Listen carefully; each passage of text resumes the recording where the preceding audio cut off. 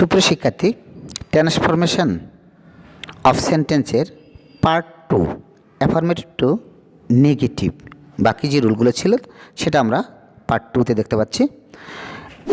আমরা প্রথমে রুল 6 সাহায্যকারী ভার্বযুক্ত ভার্বটির পরে নট এবং অ্যাফার্মেটিভ শব্দটির বিপরীত শব্দ বসে। হ্যাঁ সুপ্রিয় শিক্ষার্থী, আমরা এই রুল অনুযায়ী দেখে নিই একটা এক্সাম্পল। তাহলে সাহায্যকারী ভার্ব থাকলে এরপরে নট দিতে হবে এবং অ্যাফার্মেটিভ শব্দটির বিপরীত শব্দ লিখতে হবে। আমরা এক্সাম্পলে দেখতে পাচ্ছি হি ইজ অ্যাক্টিভ নাও।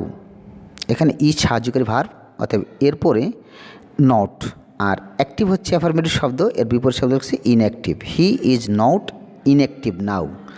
অতএব আমরা চলে যাচ্ছি রুল 7 পার্ট 2তে। রুল 7 অলওয়েজ যুক্ত থাকলে অলওয়েজের পূর্বতে নেবার এবং অ্যাফার্মেটিভ শব্দটির বিপরীত শব্দ বসে, আর কোনো পরিবর্তন হয় না। হ্যাঁ সুপ্রিয় শিক্ষার্থী, আমরা এই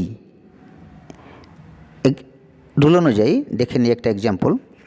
এক্সাম্পলটি হচ্ছে he always present the function. He always present the function. He never, প্রেজেন্টের জায়গায় অ্যাবসেন্ট দ্য ফাংশন।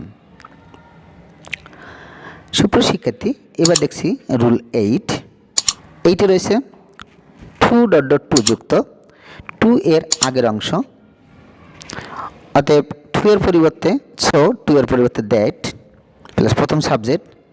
যদি প্রথম অংশ প্রেজেন্ট টেন্স হয় তাহলে ক্যান নট, পাস্ট টেন্স হলে কুড নট প্লাস 2 এর পরের অংশ। সুপ্রিয় শিক্ষার্থী, এখানে আমরা এক্সাম্পল দেখতে পাচ্ছি she is too fat to move. অতএব নেগেটিভ হবে she is so fat that she can not, কারণ ইজ আছে, am is are present tense, can not move. সুপ্রিয় শিক্ষার্থী, এবার আমরা দেখতে পাচ্ছি রুল 9 অ্যাজ অ্যাজ যুক্ত। এখানে আমাদের প্রথম অ্যাজের পরিবর্তে নটলেস এবং দ্বিতীয় অ্যাজের পরিবর্তে দেন বসে, আর কোনো পরিবর্তন হয় না। He is as tall as you. তাহলে আমরা এই সেন্টেন্সটি নেগেটিভ করার জন্য he is not less tall than you. অতএব আমরা প্রথম অ্যাজের পরিবর্তে নটলেস এবং দ্বিতীয় অ্যাজের পরিবর্তে এখানে দেন বসিয়েছি। অতএব আমরা এখানে কিন্তু নেগেটিভ করার জন্য দুটি কাজ করেছি, প্রথম অ্যাজের পরিবর্তে নটলেস, দ্বিতীয় অ্যাজের পরিবর্তে দেন। হ্যাঁ সুপ্রিয় শিক্ষার্থী, আমরা দেখতে পাচ্ছি রুল 10 বোথ অ্যান্ড যুক্ত থাকলে বোধের পরিবর্তে নট অনলি এবং অ্যান্ড এর পরিবর্তে বাট অলসো বসে, আর কোনো পরিবর্তন হয় না। তাহলে সুপ্রিয় শিক্ষার্থী, আমরা এখান থেকে বোথ এর পরিবর্তে দিলাম নট অনলি, অ্যান্ডের পরে দিলাম but also. He is both tall and smart.